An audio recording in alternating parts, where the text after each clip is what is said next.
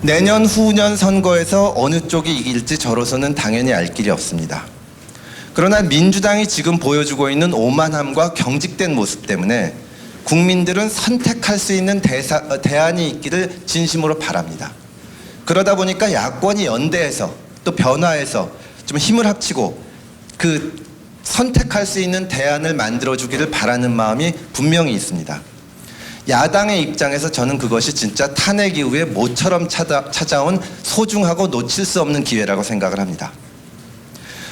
문재인 정부나 민주당이 지금의 독선을 버리고 지금의 독주를 버리고 만약에 정말 바뀌어서 소통과 공감을 하면서 그런 걸로 내년 선거를 이기면 또 뭐 그럴 수도 있는 겁니다.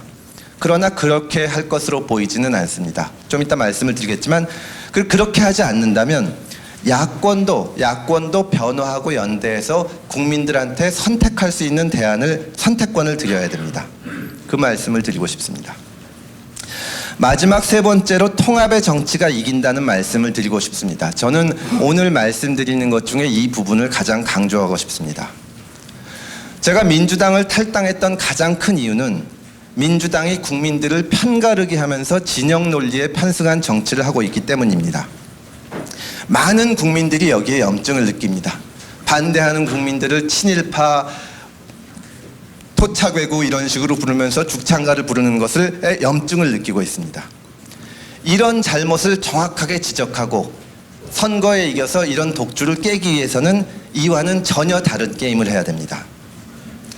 여당인 민주당은 지금 무슨 문제가 생길 때마다 전 정권 탓, 야당 탓, 언론 탓, 하여튼 남 탓을 합니다. 민주당 열혈 지지자들은 극렬 지지층은 온라인상에서 정부를 비판하는 기사나 발언을 찾아다니면서 댓글 공격, 문자 폭탄을 가합니다. 이런 모습을 보다 보면 또 억울한 공격도 당하다 보면 야권에서도 우리도 싸워서 이기자, 우리도 지지자 동원해서 저거 해보자, 그런 목소리가 나옵니다. 그러나 저는 그런 방식으로는 이길 수 없다고 생각합니다. 편 가르기를 하고 서로 공격을 퍼붓는 것은 저들의 게임이기 때문입니다. 상대방의 게임을 하면 이길 수가 없습니다. 스스로의 게임, 우리의 게임을 해야만 합니다. 민주당의 독주와 편협함에 질린 국민들이 무엇을 원하겠습니까? 민주당이 저렇게 독주하고 있으니까 이번에는 야당에 힘을 실어줘서 야당이 싹쓸이 하기를 원할까요? 저는 그렇게 생각하지 않습니다. 일부에서는 그런 분들이 있을 수가 있습니다. 여당이나 야당이나 소위 극렬 지지층, 콘크리트 지지층이라고 불리는 분들이 있고 그중에 야당의 열혈 지지층은 야당이 승리해서 지금 일어나는 일을 복수하기를 바랄 겁니다. 그러나 잘 아시겠지만 선거는 지지층만 가지고는 이길 수가 없습니다. 특히 지금은 고정 지지층이 야당보다 여당이 훨씬 많기 때문에 야당은 지지층만 가지고 하는 싸움을 했다가는 백전백패를 합니다. 소위 스윙보터라고 하는 중도에도 어필할 수 있어야 됩니다. 가능하다면 원래는 민주당을 지지하지만 지금과 같은 독선적인 모습에 질린 사람들의 마음도 살 수 있어야 됩니다. 그런 분들이 민주당 지지를 철회하고 야당을 지지하게 하거나 혹은 민주당 지지를 철회하게 하는 것이 필요합니다. 그런 분들에게 어필할 수 있는 가장 중요한 것이 무엇이겠습니까? 저는 안정감이라고 생각합니다. 통합의 정치입니다. 팽팽한 선거에서 승리한 진영은 대부분 통합을 내세웠습니다. 트럼프 4년을 보낸 미국 민주당은 이번 선거를 앞두고 온건한 이미지의 정치인 바이든을 내세웠습니다. 알렉산드리아 오카시오코르테스 등 인기는 많지만 강한 이미지를 가진 진보 정치인들은 전면에 나서지 않고 뒤에서 도왔습니다. 미국 대선에 대해서는 다양한 분석이 나올 수 있고 앞으로도 여러 얘기가 있겠지만 저는 그런 전략이 이번 미국 민주당의 승리에 큰 도움이 됐을 거라고 생각합니다.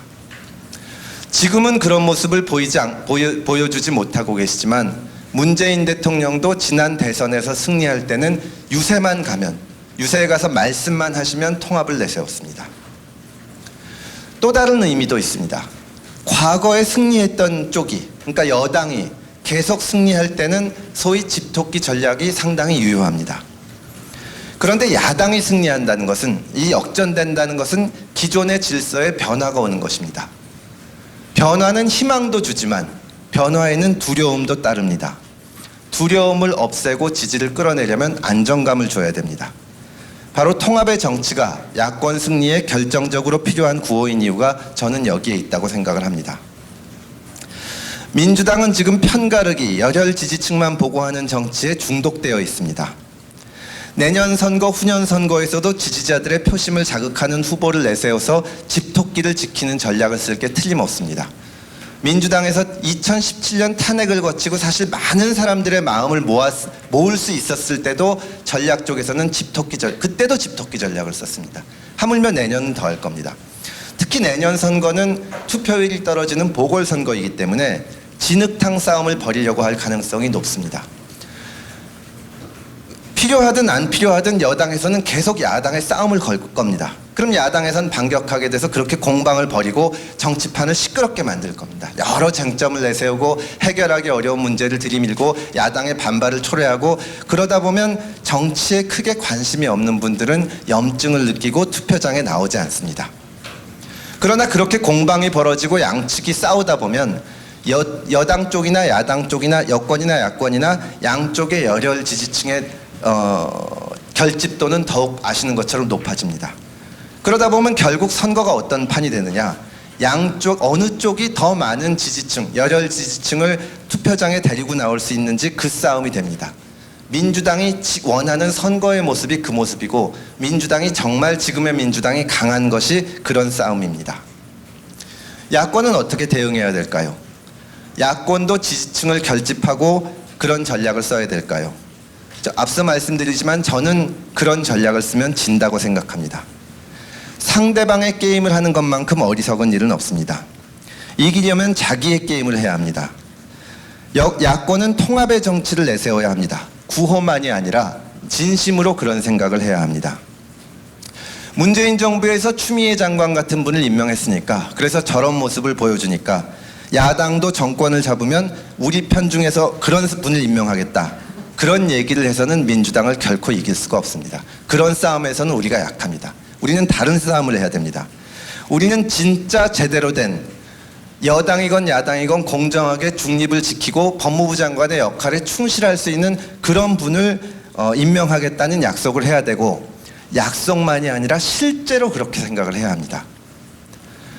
제가 통합의 정치를 말씀드리는 것은 그것이 야권의 승리를 위해서 최선의 방식이기도 하지만 그것이 옳은 일이기 때문입니다. 최근 몇 년간 우리나라뿐 아니라 세계 각국의 정치는 분열의 정치, 편가르기의 정치, 그리고 파퓰리즘이 판을 쳤습니다. 그러나 저는 이제 바람의 방향이 바뀌고 있다고 생각합니다. 이번 미국 대선도 그 중요한 상징이라고 생각하고, 야권이 지금의 전세를 역전시키고 이기기 위해서는 그런 변화의 물결에서 앞서야 한다고 생각을 합니다. 여기 계신 모든 분들은 분열의 정치가 아니라 통합의 정치가 옳은 방향이라는데 동의하시리라고 믿습니다. 우리는 편가르기에 상처받은 국민들 앞에 제대로 된 정치, 상식의 정치, 합리적인 정치를 보여드릴 책임이 있습니다. 통합의 정치가 승리의 정치가 될 것입니다.